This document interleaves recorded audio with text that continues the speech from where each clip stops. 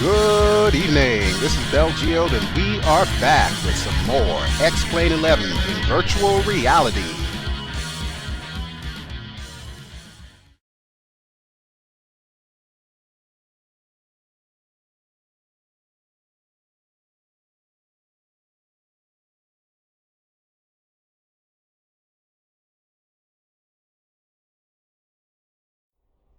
Howdy folks, and we are back here in X-Plane 11 in the brand new Oculus Rift S, which is what I will be using from now on.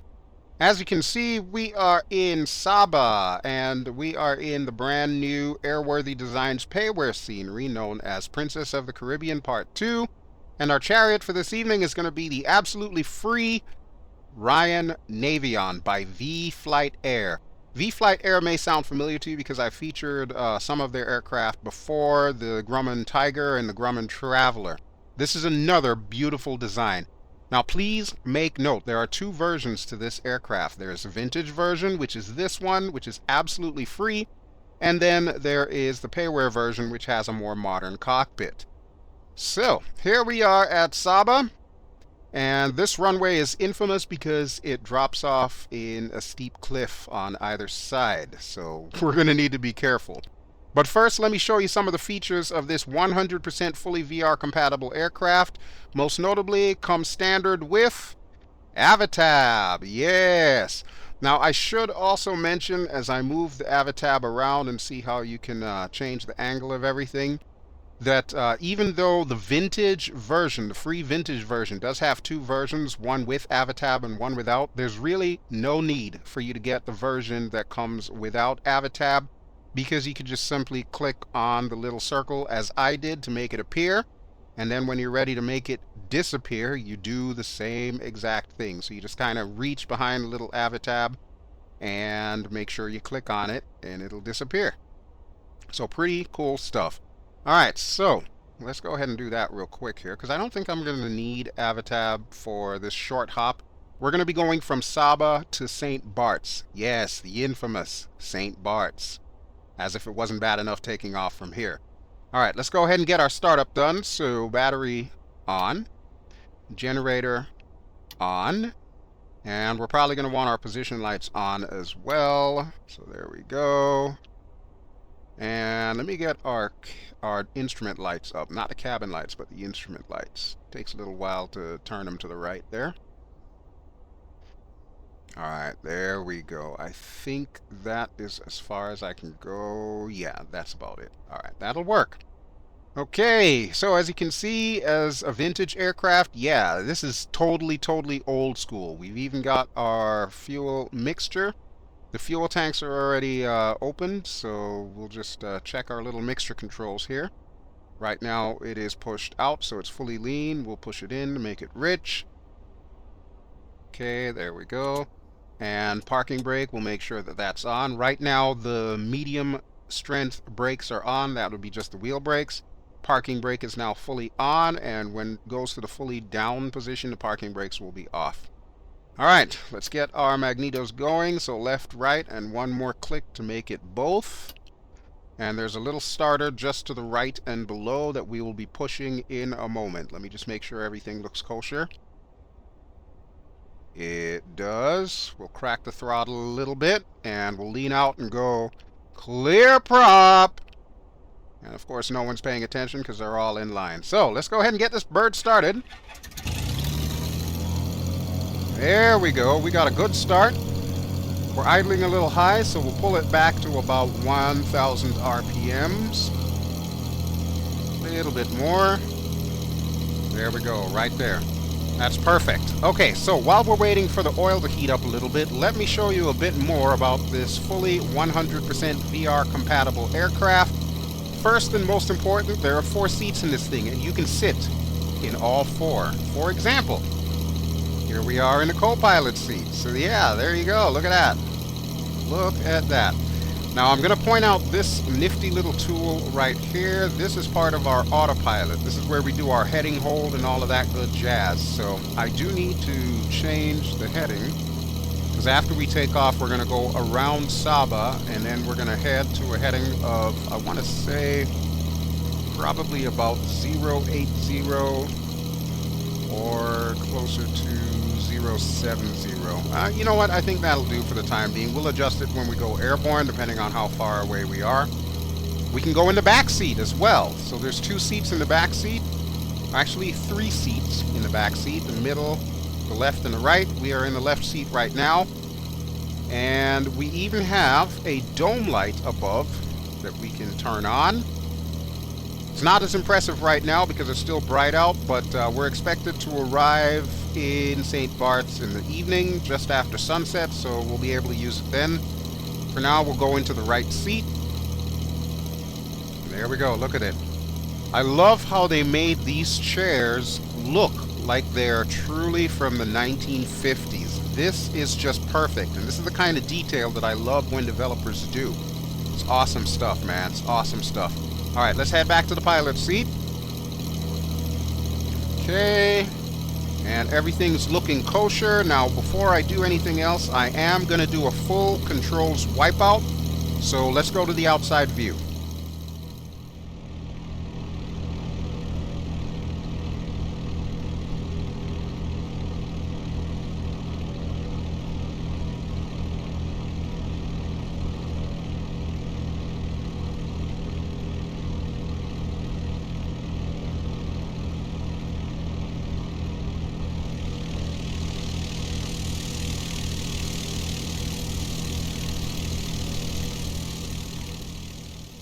Alright, all control surfaces check out, and let's check out our passengers here. Ooh, fancy. I like that one lady's boots. Sorry folks, I am a sucker for boots. I notice there's no redheads around here though. AirWorthy Designs, you might want to fix that. But yeah, this is Saba. I've always wanted to visit Saba. It always seems like a pretty cool little island there. I don't know where there's very many beaches on an island so steep, but you know what? I could work with that, even if I gotta spend time in the hotel. Alright, looks like everything is up to speed with our oil, so we can finally close our cockpit. I love that. Even the little latch moves. That is awesome. I love details like this. And if we wanted to, we can also attenuate the sound by plugging in some headphones. So there you go. I won't have to yell anymore for the rest of this episode. That is great. That is really great. Alright, and I think we're about ready to push off. So since the hold short line is just up ahead, I'm going to go ahead and get our parking brakes off, and we're going to move over there. Now we're going to need to go down to the runway 12 side, and then we're going to make our turnaround. There's not much room though. And then we're going to take off to the east. So yeah. We'll hang our little touch controller off to the side here. There we go. That should be good. And we will get our flaps down. I'm going to put them down about halfway. Let's just make sure everything looks kosher there. Yep, both flaps are down, trim tabs are up, so we've got just enough trim, I believe. I might need to give it just a little bit more, you know, just to make sure that we actually make it off the edge of this cliff. Alright, but there is no time like the present, so I would say we're going to head out of here. Goodbye, good visitors to Saba. We are out of here. I hope your flight arrives soon. It doesn't look like it's going to be any time in the near future, though. So good luck to them. Hope they get off the island. Alright, as for us, we're going to push right up to the hold short line. We'll throttle back, and we'll put the parking brakes on. There's a couple more things I need to do before we get ready for takeoff. Okay. So, now that the parking brakes are on, let's see. We need to do several things. First off, let's get our landing lights on. And we do also have cowl flaps, so let me see if I can open them up. Whoops, we don't want the throttle, we want the cowl flaps. There we go, push in to open. So that'll keep our engine cool as we climb out. We will also need our strobe lights, which are behind the yoke, and we'll also need to set our transponder to ALT, which I believe it is right now. Yep. So let's get our strobe lights on. Transponder On or alt. Oh boy. Flaps test. Ladies and gentlemen, that is Bitchin' Betty. If you download the checklist for this thing, you will see in my lower left corner of the screen, let me move it onto the screen there. It will talk you through the checklist. You've seen this before on some of my videos, but we're going to try to not use Betty to cheat this time.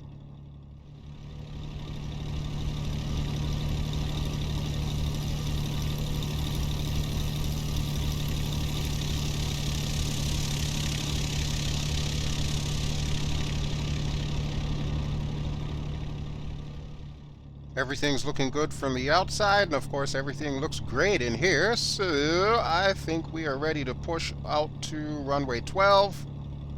Let me just set up a little bit more trim here, because I would rather be safe than sorry. You can see we've got a pretty stiff breeze blowing. I want this thing to take off before the edge of the runway. I'm not falling off the edge of that cliff. That's just bad mojo right there. Alright, a little bit of throttle will do. No traffic coming in, no traffic going out. Yeah, that windsock looks really healthy there. Whew. Okay.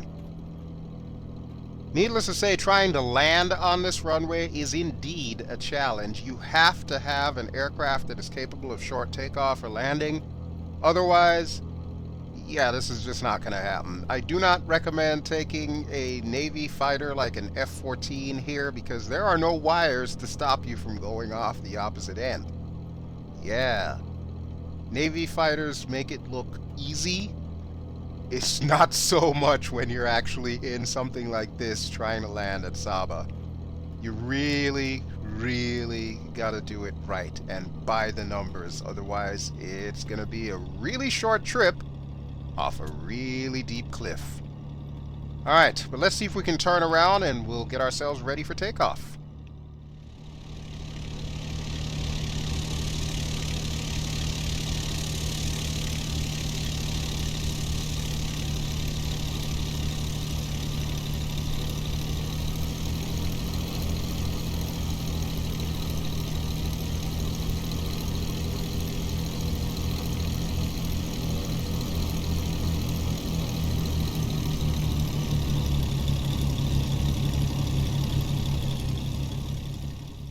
Okay, not too shabby of a job, and all of my instruments look good, so we're going to do a quick Magneto check, which is something I rarely do in X-Plane, but I feel the need like I should do that this time around. So we'll set it for about 1800 RPM, like right there, and we'll switch it to the right magneto. There is a drop of about 1,000, or 100 I should say, that's fine. Yep, back up to 18, put it to the left magneto. It's down to 17, which is where it should be. This is great. This is great. I really need to get into the habit of doing that more often with my GA aircraft, but yes, everything's kosher, so we're going to put it up to flight, which will be the little yellow area there. Brakes off, and here we go. Okay, I'm going to put it to full throttle in a moment here, just trying to make sure the airspeed indicator's alive, which it is. Alright, here we go, full throttle. Pull up gently on the yoke. Whew, just made it. Just made it. Outstanding. Alright. Gears up. Oh, Betty, you again. Up. Fine, gear coming Gear up. warning lights. Off. Of course. Landing lights. Landing lights? What do we need to do with landing lights? I'm going to get the flaps up first. I will need to trim us up just a touch here. Alright, you know what? Betty, you're starting to bother me with this little pop-up menu here, so... hold on, let me turn off these lights. Okay, there we go. Maybe now she will shut up. Actually, I'm not even hearing her. You know what? I actually have to lift up the Oculus Rift and click off of this thing. So we'll just move it out of the way here, and I'll click off of it. What a pain in the butt. Okay, should have never invited Betty along on this journey. Alright, but everything else looks kosher. I'm liking it.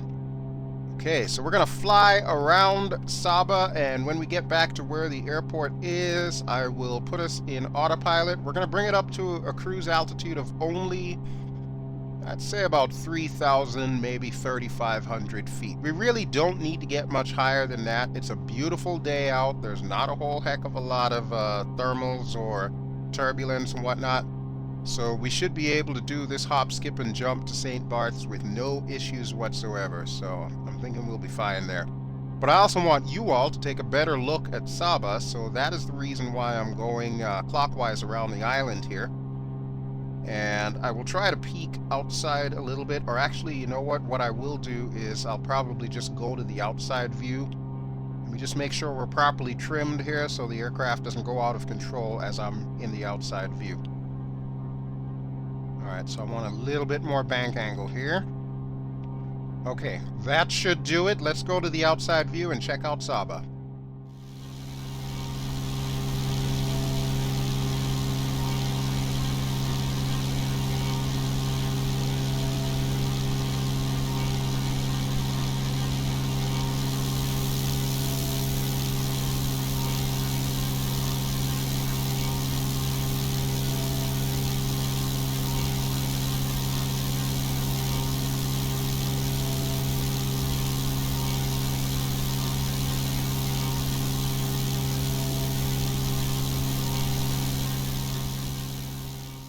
Okay, so I hope you all had a really good look at Saba. We're looking at Mount Scenery right now, which, believe it or not, is a potentially active volcano.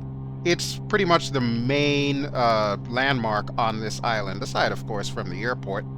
When people come to visit here, usually they end up doing things like scuba diving and whatnot, because apparently the scenery under the water is even more impressive than the scenery above the water. On average, about 1991 people live here, not including, of course, the tourists. And they do speak English, even though their officially recognized language is Dutch, because they are considered part of the Netherlands, or Netherland Antilles, I guess is another way to put it.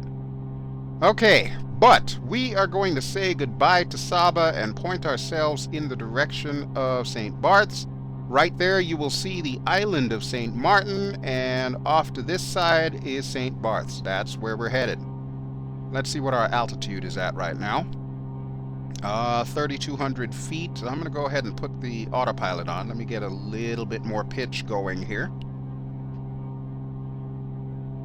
Okay, and we'll get our autopilot on, and then we're going to head over to this side, and we're going to turn on our heading hold, which should put us just on track to get to St. Barts, so we'll bypass St. Martin altogether. If you want to catch the St. Martin review video, it is an older one because that one's been out for a while, but I'll go ahead and put the link to it in the video description below, so that way you can see my initial review of when they had first released that particular scene. Alright, we are closing in on 3,500. That is where I'm going to push in the altitude hold. So we're already on just our regular autopilot, so the wings are level, and of course the heading hold is on. Got my trim tabs up, so we're good to go. They're being automatically controlled. We'll take one last look at Saba just before we hit 3,500 feet, which should be coming up any second here. Okay, right about there, we'll hit the altitude hold, and we'll wait for our vertical speed to come down a little bit. I will remind you that I am always using Active Sky for XP whenever I do these videos, or even whenever I'm flying in general in X-Plane. So yeah, as you can see, we're bobbling up and down here. I'm pulling back our prop pitch just a touch here, so it'll be somewhere between 24 and 2,500 RPM, which I think should be good for cruise. That should get us there in short order. So here's another look at St. Martin. You can see that some of the lights are starting to come on. It's beginning to be evening time, and we're pretty much going to have an impressive sunset. So I think that pretty soon we're going to want to go to the outside view and check that out. But before I do, let me go to the co-pilot seat. Okay.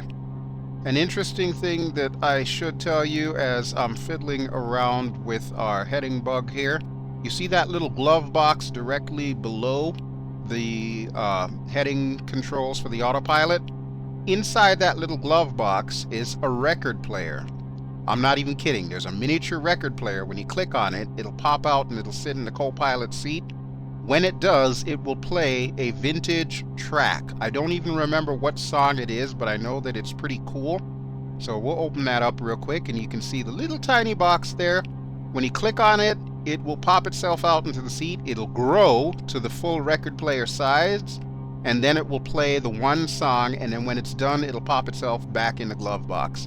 Really cool. I'm obviously not going to do this in this video because I'm pretty sure that that song probably has copyrights associated with it, and I really don't want to get a copyright strike. So there you go. Take my word for it. Make sure you check it out when you download this free aircraft.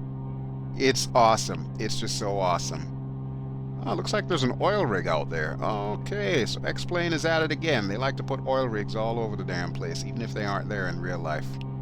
But I did promise you a sunset, so let's go outside and go see it.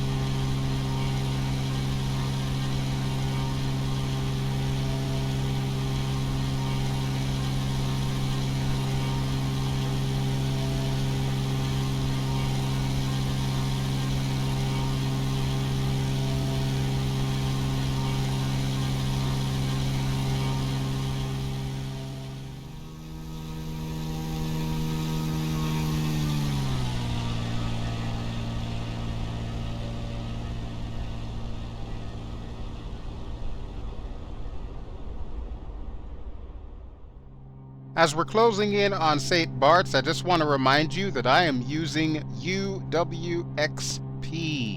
That's Ultimate Weather XP. And this is the latest version. This is version 2.5.1. So that's where we're getting the phenomenal sunset that we're seeing.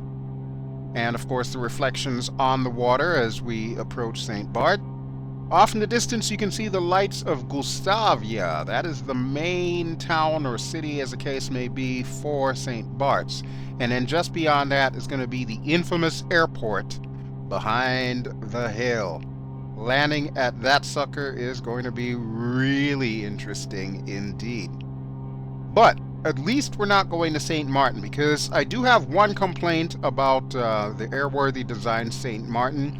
It is still an FPS hog. Despite all the changes that they've made over the last few months or even over last year, it still eats a lot of my FPS. And the closer I get to St. Martin, the more you're going to notice that the FPS drops in this video. St. Bart is not as bad. And I'll be honest with you, prior to my purchasing this part 2 of the Princess of the Caribbean, for St. Bart's, I actually had Nimbus St. Bart's, which is the same one that I showed off in the short-lived series that I was doing, the Purple Hat Tours.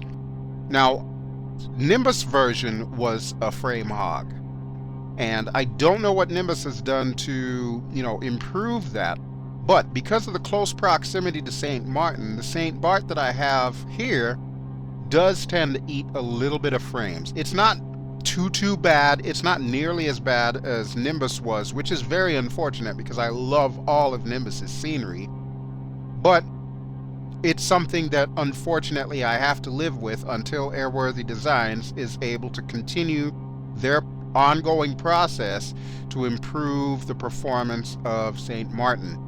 It's not so bad if I land over at Grand Case, which is the little airport on the northern side of the island.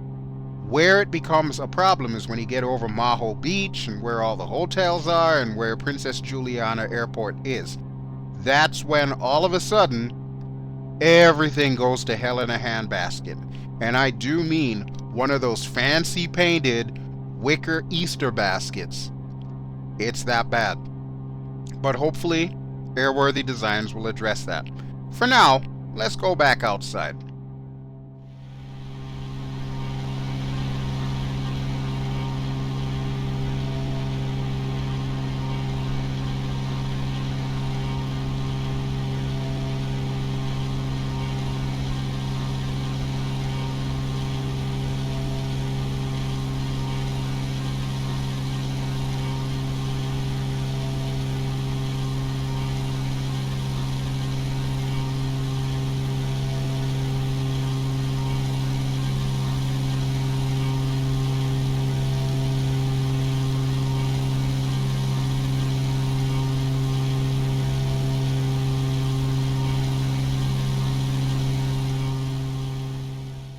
You really can't argue with that UWXP sunset. That's just freaking amazing. I love it.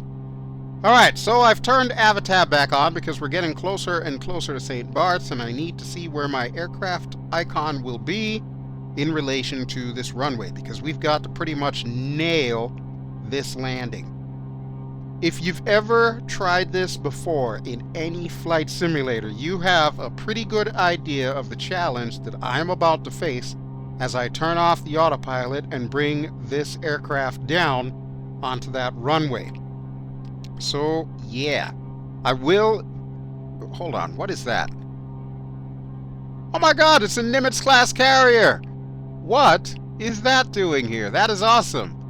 Alright, so I must resist the temptation to land on that Nimitz-class carrier, which might actually be considerably easier than trying to land at St. Barts. But, you know, this is what we signed up for, so this is what I'm going to do. And let's get our autopilot off. Our altitude hold is currently off. Pull the throttle back a bit. Lose some airspeed, trim for speed. We'll try to keep it roughly around 100, I think, is the descent speed. However, I do want to put the flaps out, so I think I'm going to have to be a little less than 100. Alright, to cast your attention to my magic binoculars, you see in the water there's some kind of cruise ship or yacht. That's what we're aiming for. The reason being, the developers of the scenery have strategically placed that exactly where we need to be when we turn this aircraft to a heading of 110 degrees, which is, of course, runway heading. You see where I'm leading to, so we've got a visual landmark, a very prominent visual landmark that's going to help us to get down to St. Barts. And that is my story, and I'm sticking to it, so there you have it. Alright, let's see how we're doing on our descent here, minus 500 feet per minute. Since we're in active sky, there is a little bit of turbulence that I'm dealing with right now. It's not too bad. It's not too bad at all. But it might take us a little while to get down to below 1,000 feet. Typically, when we're doing this approach, we want to pass that hill at a little over 300 feet, maybe between 300 and 200. I am, however, going to turn this aspect of our autopilot off. Wrong button. There we go. That's the knob I'm looking for. So we'll turn that to the left. Okay. And you may have noticed that I was able to pop that out and change it from there. That's a little tip and trick that I wanted to show to you.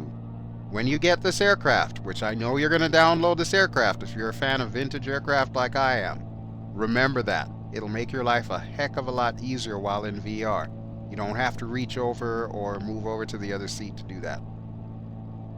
Alright, but we're still not on the map just yet, so we've got a little ways to go. We're just below 100, so you know what? I think what I will do is I'm going to start putting our flaps down.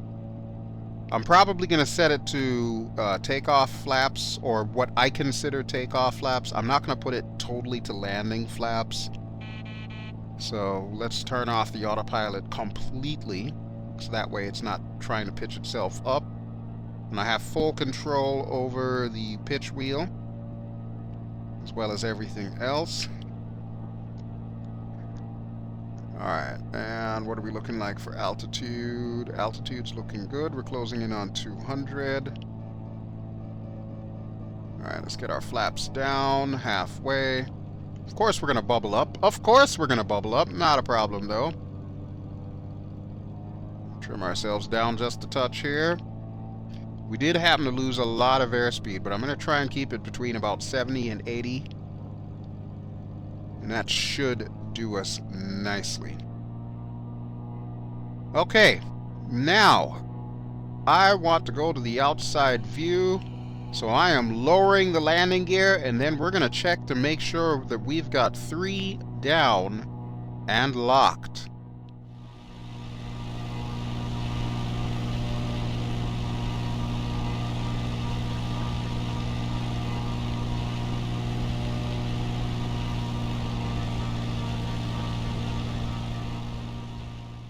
Confirmed. 3 down and locked. Okay, we're still not on the map, though.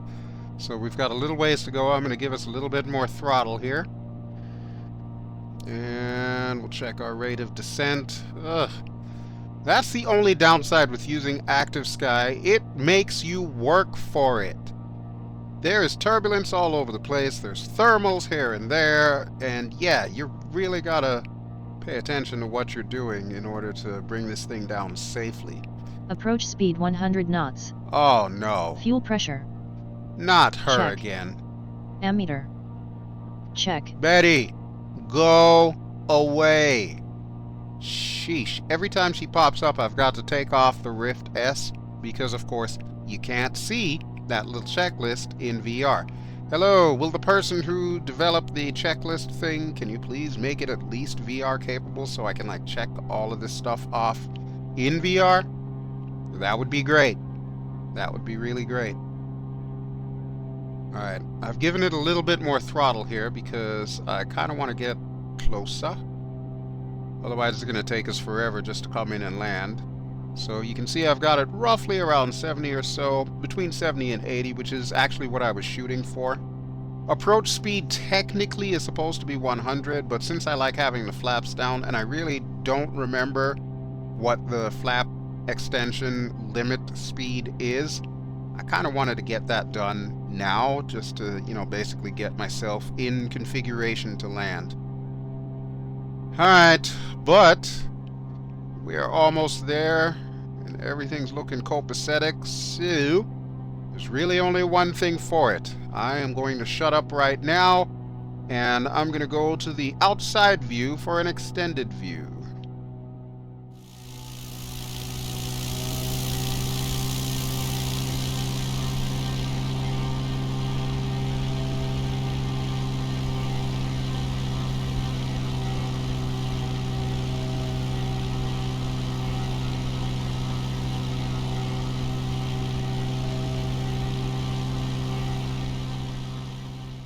You know, folks, as I look at the silhouette of this aircraft outside, I gotta say, one of the things that I really admire about the Ryan Navion is the fact that it's got that feel to it, like that family coupe feel, you know, and even the way the seats are, it kind of reminds me of old school cars, you know, back in that era when they kind of treated an aircraft such as this as like the second family car.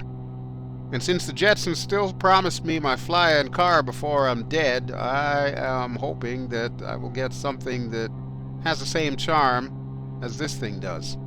Oh, incidentally, before I forget, the livery that I'm rocking on this one is a free livery. It does not come with the freeware aircraft. You gotta download it separately. But be advised, when you download the 5-pack livery that this particular livery is included in, you will need to change the names of the files because the naming structure is a little bit different. The files themselves are almost identical to what was in the payware version of this aircraft. However, the naming structure is a little bit different, so make sure that you check the default livery to see what each of these textures are named. Rename it exactly those names, but of course they'll be in their own separate folders for each individual texture group, or livery as we like to call it. And the other thing you're going to want to do, you're going to want to download the free pure white livery, or blank livery. I think it'll actually be called the blank livery. The reason why you want that is the default livery that this aircraft comes with is the shiny metal livery. If you just simply add like this duck egg green livery, or the orange one, or the yellow one, or any of the other ones that come in a 5-pack, it's going to use those normals, and the normals are what determines what type of material it is you're looking at. It's going to make the paint look like it's this glossy, shiny metal that just happens to be spray tinted duck egg green. You don't want that. So make sure that you download the one that's known as the blank livery, or the white livery, the pure white livery, and you're going to need to copy each of the normal files that correspond to the individual texture files. Give me a second here, I'm just making sure that we're properly lined up. Yep, right where the lights go out over there, that is where we're going to need to come in. So we're almost on target. But yeah, follow the instructions that I just told you, and that will allow you to have those 5 liveries as part of your lineup, and it will look as good as what I've been showing you this evening.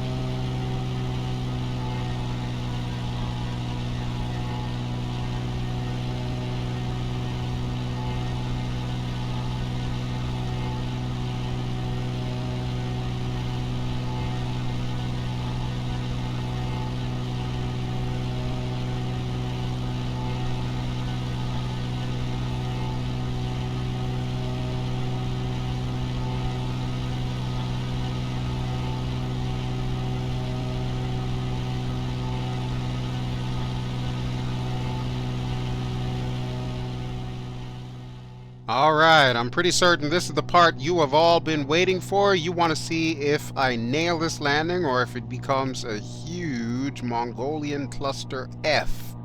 We'll just leave it at that as you take a look at Gustavia. We do have a little bit of a crosswind here, so I'm going to need to side slip us to the right somewhat. Give us some more rudder action here. What's our altitude? Just about 200 feet. Yeah, that should be fine. Just like any other scenery that I've seen of St. Bart's, they did remember to put the people at the top watching, because people are dumb. I don't know why anybody would want to stand there when there's an aircraft within inches from your head. What if something goes wrong, people? Move your asses. But they shall not. Doesn't matter. Still landing. Alright, let's see if we can pull this off. Runway 10. I'm going to aim for the touchdown spot, so let's bleed off some of this airspeed. Throttle to full idle. There we go. I feel the touch. Throttle idle. Betty! Idle. I don't Flaps. need your help. Oh my god. Will you go away? Sheesh. Alright, I'm going to put the brakes on because we're slow enough that that should help us out. Remember, this is all a downhill ride up until that beach at the end there, so see if we can master that. Alright, there we go. Airspeed indicator is dead, so this is good. I will go to the outside view, and hopefully I'll be able to turn around and come back up.